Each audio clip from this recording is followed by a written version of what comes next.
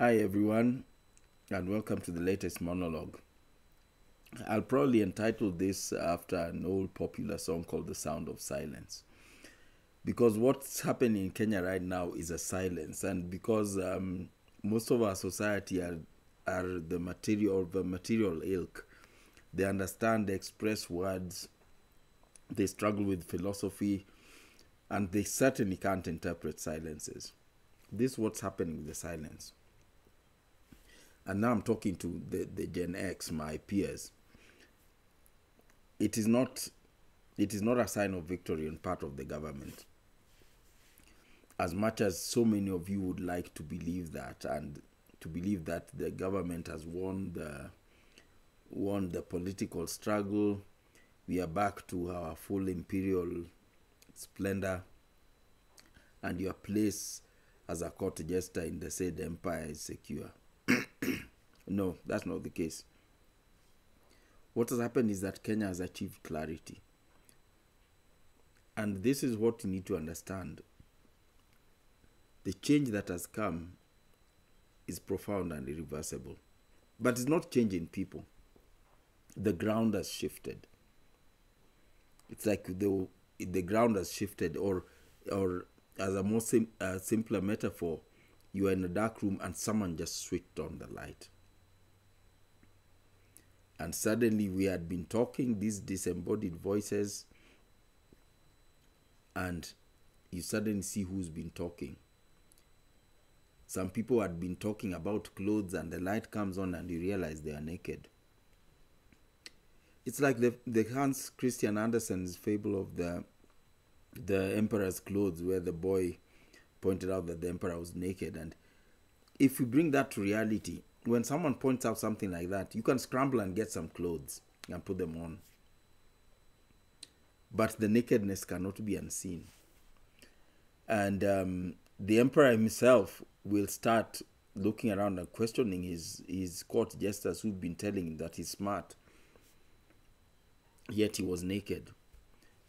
There's someone who was appointed to be his clothing designer, and the emperor will start wondering, what was this guy doing? Because I've been walking around naked. So that clarity has come to Kenya. And suddenly our spiritual problems have been exposed. I've spoken a lot about our spiritual problems, even in my discussions with Wandia and Joya over the years. But Kenyans don't seem to understand it. Wandia talks about our love for changing laws, introducing laws. And these are quantitative approach to spiritual problems. It's like when we have problems with the gender sensitivity of our laws or of our society. Rather than change our society, we bring in something that says we must have X number of women in every committee. It is so bad and primitive, yet even the private sector takes it up. So you find corporate boards, parastatal boards, they all have, we want a gender balance in this board. That meeting, rather than discuss what was said at that meeting, there's how many women were there, how many youth were there. These fictitious divisions in our society that have been brought up by the NGOization of Kenya, that's a whole other story. The fictitious divisions that have been brought up, that you even see, even in my field, which is conservation, you see all these projects that addressing climate change impacts on women. If you excuse the language, that's bullshit. There's no way climate, availability of water, quality of air, temperature, these physical factors that govern our lives, there's no way they impact women or youth or men differently. And one day we will understand just how troubled the West is by the cohesiveness of our society. The conservation movement struggles with understanding how we share resources amongst ourselves, or even with wildlife. They want to control, privatize, fence everything. And this draws from that. And we have a spiritual problem. Whenever we adopt these things, we adopt the spiritual problems in the West where these things come from. So let's look at our governance structures, which is what this was all about. We introduced a constitution 2010 that all these things that we want to make sure the youth have this, there's gender balance in this kind of thing. And rather than look at the issues, how are we treating our women folk?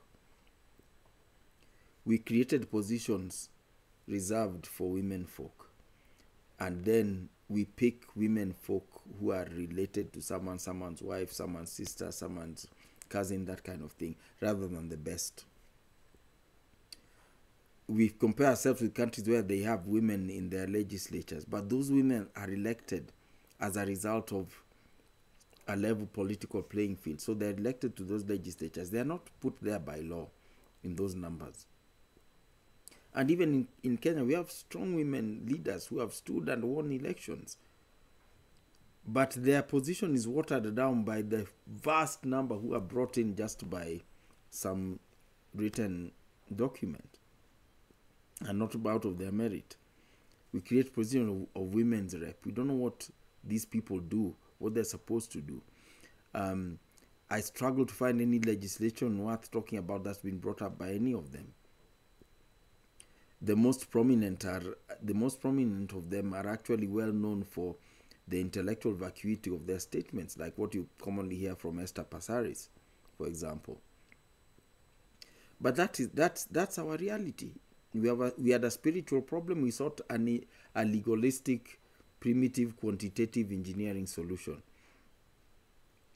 Same with addressing issues of the youth. The youth are not a separate part of our society.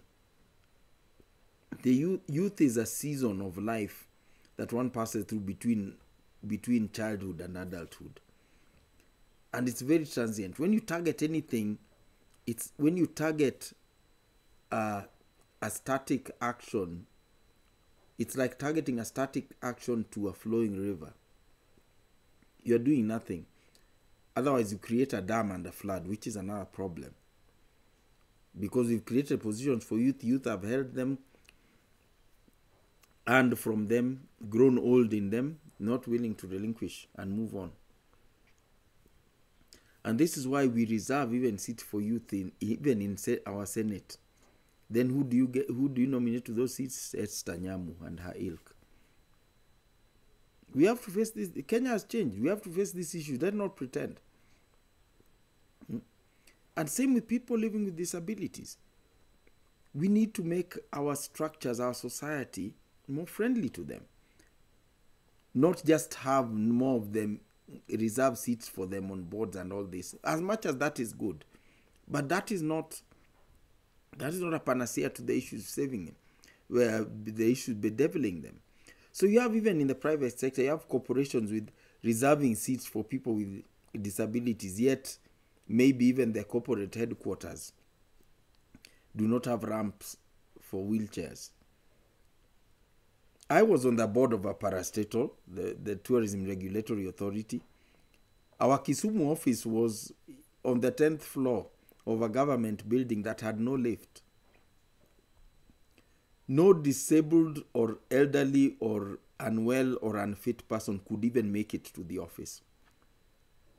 Yet they're meant to come there for services and to pay their registration fees. That is the reality of Kenya today. That's the reality of Kenya today. Yet on the board of that corporation, you'll find they'll seek to have someone living with disability there. So these problems are spiritual, and we must address them as such. But we love that cushion of we don't know, I'm not aware. Kenyans love that cushion of ignorance. And that's what the so-called Gen Z protests have removed. They confronted us with lists of how our members of parliament voted in parliament for the finance bill and other things. So now you have to act as an individual on what your member of parliament did in parliament. You can no longer support him because he belongs to this party or that party. He's this tribe or that tribe. He's good looking or she's good looking or not. Those stupid things we've been using thus far as basis for supporting or not supporting people, or is rich or not. we now have to look at legislative performance. We are now faced with the fact that the Mickey Mouse opposition, which we've thought has been working for us all these years, is actually a branch of government. This is not new information. This opposition has been a branch of government for the better part of 20 years. But what's been happening is that the government has always been deploying that branch in their twilight of their terms, so that they can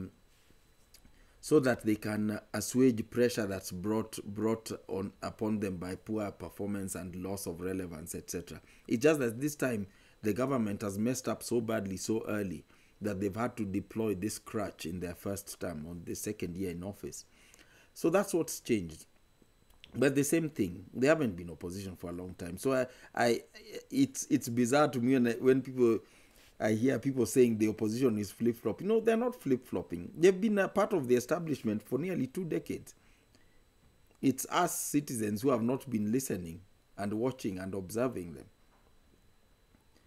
But now it comes to a point where we now cannot use these parties as basis for making our decisions come election time. And that's the cause of the silence. People are shocked.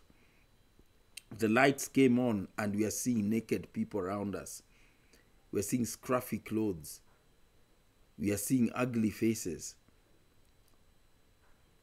And we are having to react accordingly. We are seeing the people who've been lying to us, those who've been telling us the truth as well. And we have to act accordingly. So what we have achieved is clarity. Clarity to someone who's been blind or myopic for a long time can actually be frightening at first, but it's a good thing.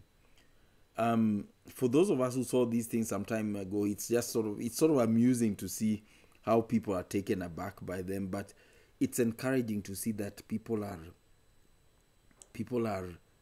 in shock. People are noticing stuff, and obviously they are going to have to adjust their thinking to match what's going on. So if we look even at the recent legislative agenda, the fake opposition actually voted in support of a bill that allowed government officers to trade with the government. It was called the so-called Conflict of Interest Bill. And you wonder, why could the opposition support something like that that's obviously going to abet corruption? Then now you see in the new cabinet appointees, a key member of that party who is a clearing and forwarding agent and shipping agent has been appointed as the minister in charge of the blue economy, or basically maritime affairs. The very definition of conflict of interest. So now you know why they voted like that. So now you can know for yourself if they're opposition or not. If they are not just oligarchs. But this is just one of many, many instances. The thing is now, things have come down to us. Each and every person has to sit and look at themselves and decide. A farmer has to sit and decide, what is this MP doing for farming? Motor vehicle trader has to decide, where does my MP stand on motor vehicle tax? Petroleum trader has to look, where does my MP vote on this petroleum tax thing? And this is the change that has come to Kenya now, and people are in a bit of shock. We've been putting ourselves we've accused politicians of putting us in blocks, but we've loved those blocks. They're comfortable. They absolve you from responsibility for any decision. I'm a member of this party, I vote. I'm a member of this tribe, I vote. Even now, you hear the deputy president keeps talking about our people, our Mount Kenya people. That's a euphemism. It means Kikuyu people have X number of seats. What does it matter to the average person? It's about the performance, the service. I've seen people jumping up and down in my home area saying, oh, Luos have now this seat. The first time in Kenya's history, we have a Luo proposed as Minister of Finance. So what? So what exactly? These are the boxes which we've been hiding in for so long, and the boxes have now collapsed. So if he makes poor fiscal decisions, it affects everybody. And this is the responsibility we are sort of terrified of now. Those with kids in school may have seen the CBC system has failed. Let's not say it's failing. It has failed. If you have a kid of school-going age, you need to be buying books and educating your kid. If you don't want to remain with an ignorant, dysfunctional, and indolent adult later. That's part of your upbringing. As important as it is to feed and clothe them, you now have to educate them, because Kenya government has failed to do that. These are the responsibilities you have to take. You have to stop complaining about coffee prices, start planting something else. Make that decision. Stop complaining about tea prices, start planting something you can actually eat. Because these slave crops called cash crops, where you plant something that you have to sell to get money, then use that money to buy food. That's the definition of a dependency. All cash crops are dependencies. Tourism is a dependency. Anything done to serve external interests is a dependency. And now we have to take responsibility for ourselves. Do the math. How much you getting from tourism? How much you getting from livestock? If you're getting more from tourism, well and good. You do it. But I know you're not. And the way we have false economies of donor-funded things.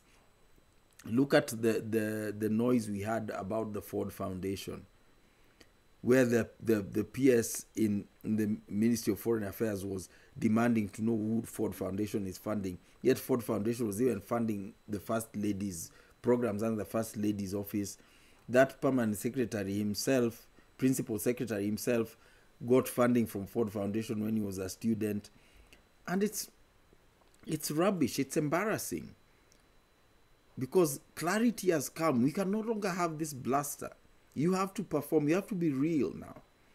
And that's the challenge, that very few people even in government, private sector, those my generation who are now in leadership, very few of them know how to be real. They've always been serving someone, seeking to show competence in serving someone's interests. Very few of them have had ideas or policies or visions of their own that they can tell people about and defend. So clarity has come. The future belongs to those who have visions for it. The rest of us, if you choose to remain in the dark and the lights have come on, then that's your problem.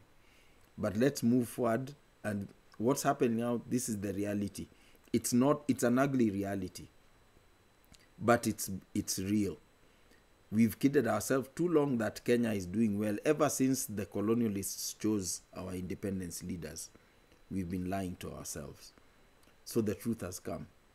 And we thank the protesters for bringing this clarity. And we also respect the memories of those who unfortunately lost their lives in these protests. But it wasn't in vain, because clarity has come, and you can't put the genie back in the bottle. Learn how to deal with it.